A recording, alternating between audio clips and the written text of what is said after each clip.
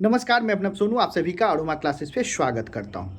बहुत सारे छात्रों का कॉल आ रहा था, मैसेज आ रहा था कि सर बीपीएससी टीआरई 4 में जो सिलेबस चेंज हुआ है, जो पैटर्न चेंज हुआ है, उसके बारे में कुछ बतलाएं।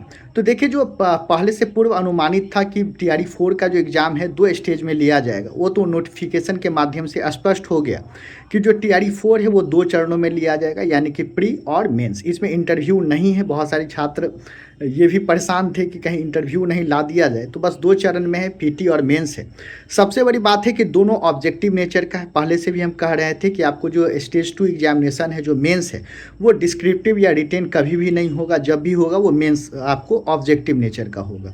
तो चलिए, नोटिफिकेशन से ये भी स्पष्ट हो गया कि प्री और मेंस जो है दोनों ऑब्जेक्टिव नेचर का है। अब मेंस के नाम पे घबराना नहीं है, बस आपको गहन अध्ययन करना है। तो सबसे पहले हम लोग सिलेबस के बारे में समझ ले, पैटर्न में क्या चेंज किया गया है। तो प्री जो है उसमें केवल सामान्य अध्ययन से सवाल पूछे जाएंगे। आपका जैसे हिस्ट्री है, ज्योग्राफी है, पॉलिटी है, इकोनॉमिक्स है।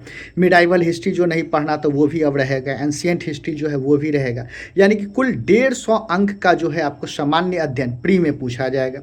इसके लिए 2 घंटे का समय दिया जाएगा। साथ साथ निगेटिव मार्किंग है, वो भी निगेटिव मार्किंग आपका 1/3 है। तो इस बात को क्या रखना, ध्यान रखना है। क्वेश्चन में विकल्प जो है, ऑप्शन जो है वो 5 दिया जाएगा, यानी कि ABCDE रहेगा।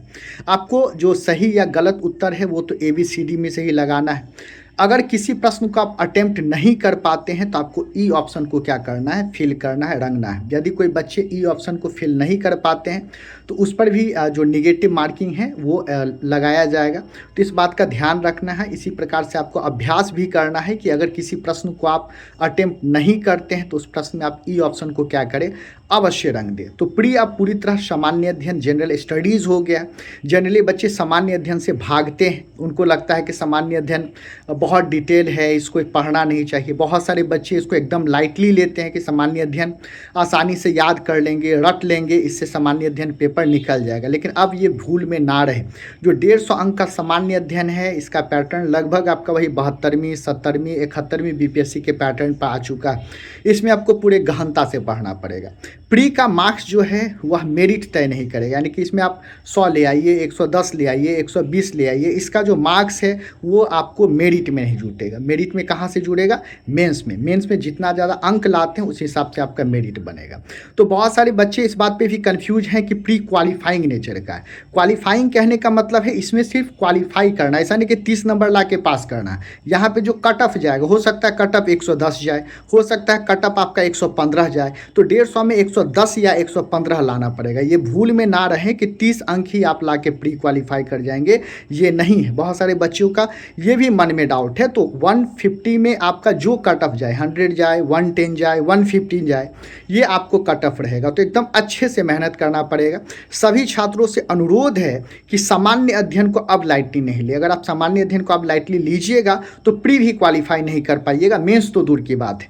इसमें बहुत सारी संस्था आपका इस चीज़ का गलत फ़ायदा उठाएंगे। आपको 9-10 लेवल का सामान्य अध्ययन पढ़ा देंगे, वही आपको फिजिक्स पढ़ा देंगे, केमिस्ट्री पढ़ा देंगे, बायो पढ़ा देंगे, 9-10 लेवल का हिस्ट्री, ज्योग्राफी पढ़ा देंगे और बोलेंगे कि हम सामान्य अध्ययन पढ़ा दें। उससे आपका कंपटीशन नहीं निकलने वाला है। हम लोग अरोमा क्लासेस, आपको पता भी होगा, पिछले 10 वर्षों से चला रहे हैं। सामान्य अध्ययन के लिए स्पेशलाइज्ड है और सभी विषयों को पूरे डिटेल से पढ़ाते हैं। और ईश्वर की असीम कृपा और छात्रों का जो मेहनत है अपना, उसके कारण हमारे बहुत सारे छात्र जो हैं ना केवल क्वालिफाई किए बल्कि स्टेट रैंकर बने हैं, स्टेट में भी टॉप किए हैं, अपना स्थान लाए हैं। आप देख सकते हैं, अरोमा क्लासेस का जो रिजल्ट है उसमें देख सकते हैं।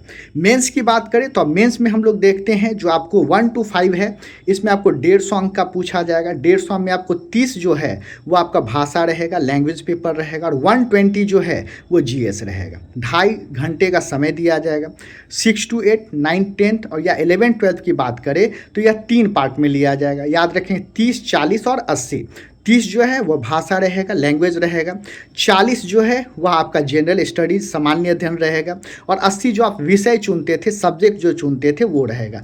जो आपको पहले प्री का सिलेबस था वो आपका कहाँ पर हो गया, मेंस में हो गया। लेकिन अगेन हम आपको याद दिला दें, मेंस आपका रिटेन नेचर का नहीं, ऑब्जेक्टिव है। तो बस एक फार्मूला याद रखिए, 6 to 8, 9, 10 और 11, 12 के लिए 30, 40, 80। 30 नंबर का लैंग्वेज पेपर जो क्वालिफाइंग नेचर का है, उसमें मात्र 30% लाना है। 40 अंक का सामान्य अध्ययन और 80 अंक का आपको क्या है सब्जेक्ट रहेगा। और 1 to 5 में 150 अंक है, जिसमें से 30 अंक का भाषा और 120 अंक का सामान्य अध्ययन रहेगा। तो एकदम अच्छे से लग जाएं, सामान्य अध्ययन को लाइटली ना ले या किसी भी विषय को लाइटली ना ले। सबसे पहले आप प्री पे फोकस करें, क्योंकि अचानक से पैटर्न बदला।